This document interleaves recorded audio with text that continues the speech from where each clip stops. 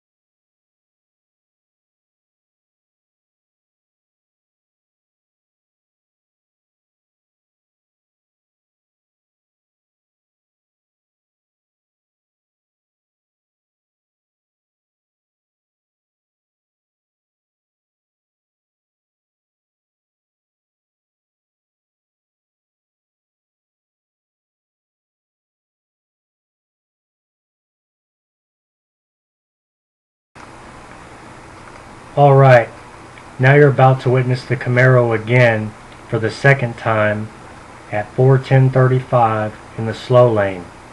I'm in the left lane because traffic will have to get around the incident at exit 9A.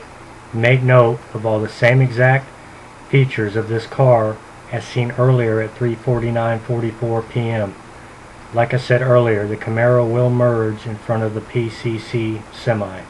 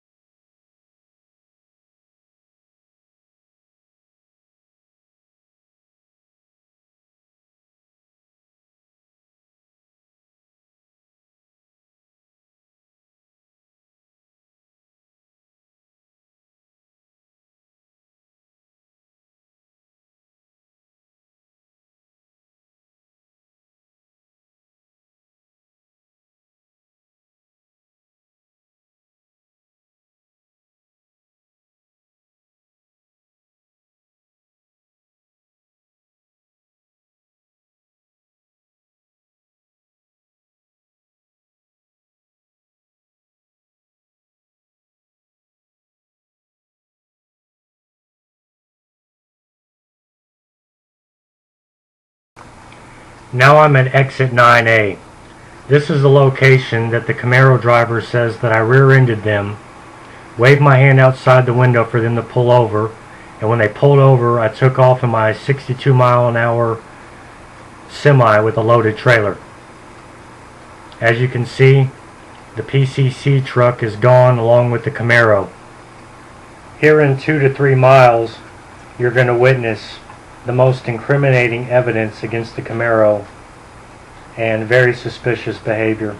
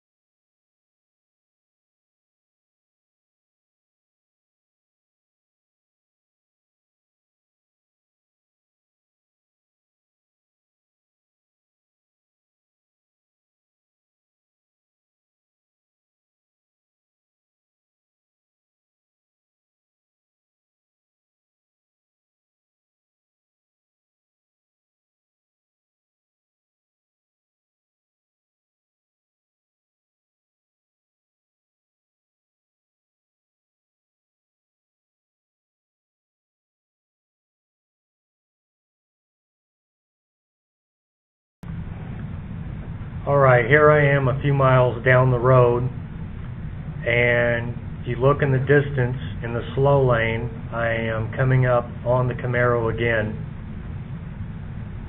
Now remember, they have already left the scene of the backup, and you have not seen them at one point on the side of the road.